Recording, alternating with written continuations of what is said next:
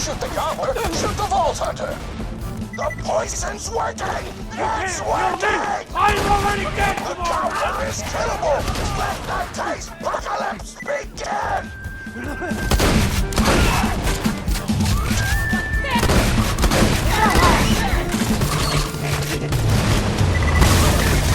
This is your last chance, Torg. Call this off, or you're out of the company. Whatever! I'll just work for Moxie and blow things up! I'm gonna get out of this thing! Napkins may or may not be involved! You just disobeyed a direct order from your president, Torg. You're dead. I am so scared! I know you can't tell because of the tone of my voice, but that was sarcastic! Anyway, come on back whenever, Vault Hunter! Ha Another clean kill.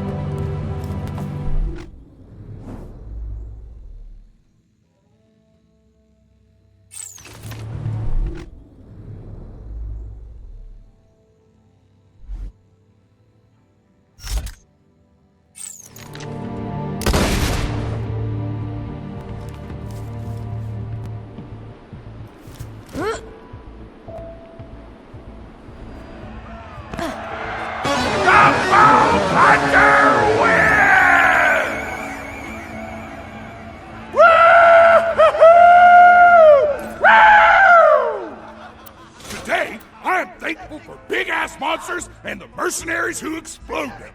It almost brings a tear to your eye. But you hold back because you don't want to look like a wuss. But that's okay, because real badasses cry too.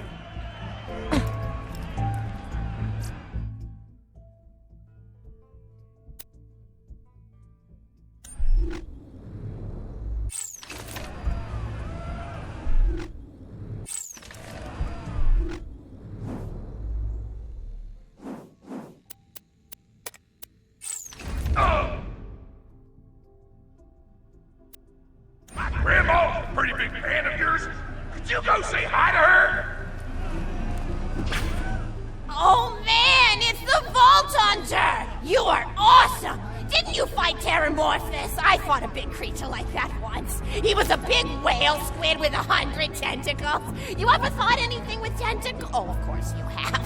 Terramorphous had tentacles. How silly of me. Now, where was I? I am so sorry. All right, the whale creature. His name was Blowhole the Apocalypse. I called him the Apocalypse for short. And he attacked my hometown of Tsunami's Edge when I was but a little girl. You ever been to Tsunami's Edge? great town, nice beaches, great food, and the cost of living is just so low. Even being a single grandmother and working part-time at a scat meat processing factory, I was still able to provide for little Mr. Torg. We may not have been able to afford the finer things in life, like food, but we got by. After all, Mr. Torg and I didn't have anything but one another after that horrible gas leak blew up the iridium mine, killing my son and his lovely wife. From that day onward, my little Mr. Torg vowed to conquer explosions themselves in an effort to avenge his fallen parents. And, oh man, I've forgotten what I was talking about. Where was? Oh, right, the blowhole, the apocalypse. So anyway, I was wrestling blowhole to the ground, and I have my bicep curled around his blueberry throat. Blueberry? Sorry, I meant to say blubbery. I've got blueberries on the brain, I guess. I grow them in my backyard. Mr. Torg helped me plant them. Thanks again for that, grandson. I love you, Grandma! Anyway, I have my bicep around his blubbery throat, and Mr. Torg starts crying because he really likes whale squids, and he doesn't want to see me hurt one. They are the princes of the ocean! So I let the whale go after giving it a punch in the eyeball so he'll remember me, and it swam away into the ocean.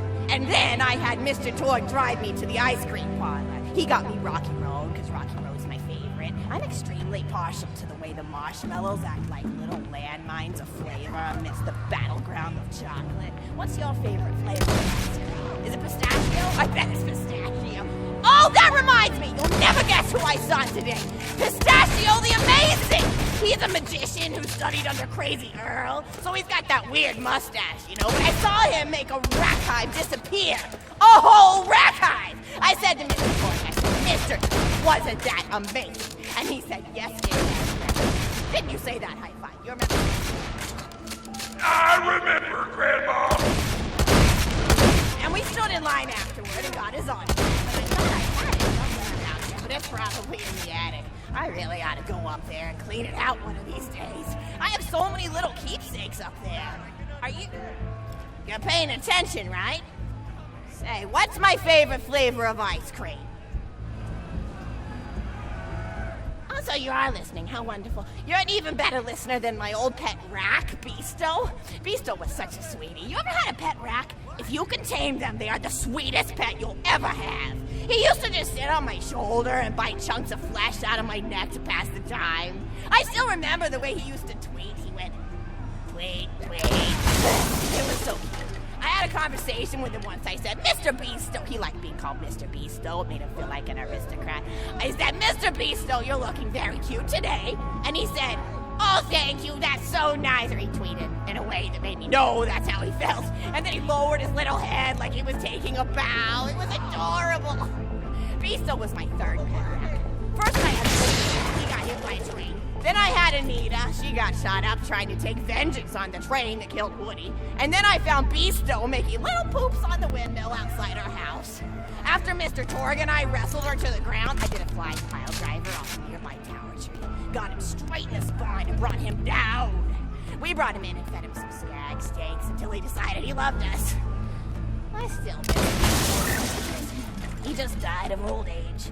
Racks don't live much longer than a few years, but I treasured the time we had together. Oh, poor Mr. Torg. When Beasto died, he cried for a week. The kids made fun of him at school, but I told him not to pay them any mind. Being in touch with your emotions is not a character flaw! That's right, High Five. Is something wrong? You look confused, Vault Hunter. Oh, you probably haven't heard anyone call Mr. Torg High Five before. The world may know him as Mr. Torg, but the Flexingtons always refer to him using his middle name. It's a Flexington family tradition, after all, to use your grandfather or grandmother's name as your own middle name. And my husband, High Five Flexington, God rest his soul, was the best grandfather Mr. Torg could have asked for before he passed. He taught Mr. Torg dang near everything he knew about firearms. Without High Five's teachings, I don't think the Torg Corporation would exist at all. Gosh, I still remember the first gun Mr. Torg tried to make after his parents died. A Jacobs shotgun with a stick of dynamite attached to the barrel. Torg nearly blew his face off. God, just didn't blew his face off, and swore that by the time he would make a gun that fires explosions without killing the operator. And by golly, he did. It took a couple of dozen prototypes before he got the right combination of gun parts and explosives right. But once he did, woo-wee! I'll never forget the plume of smoke that used to be my neighbor's homestead. They were jerks though, so it's okay. Gosh, I've been talking your ear off for some time, haven't I? It's so kind of you to listen for this long. I've taken up too much of your time already. Please don't feel like you have to stick around any longer. As a matter of fact, take this for giving this old woman some company. Woo!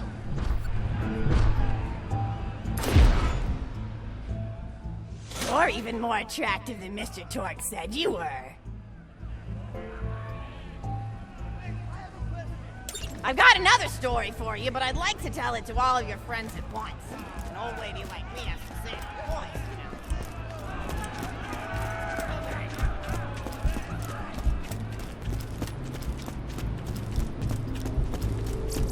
It's a fine day, full of opportunity. You're my millionth customer. Don't let it go to 2 words, my friend. No refund.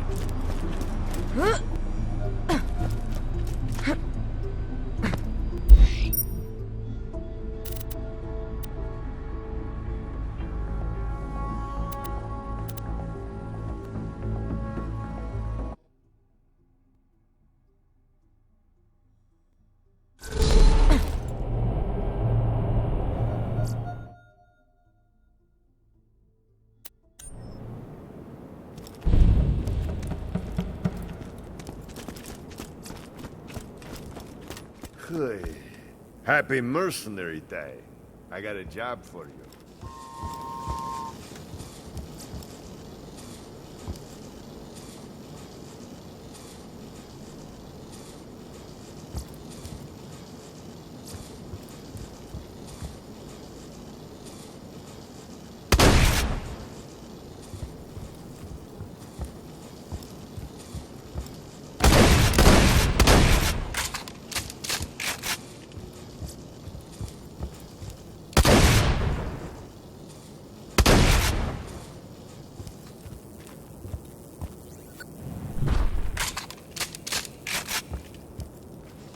You ever been to Gingerton? Place sucks, full of laughing and singing. They're good customers, though, and they haven't responded about the shipment of guns I sent them by train. You wanna do me a Mercenary Day favor and check the town out for me?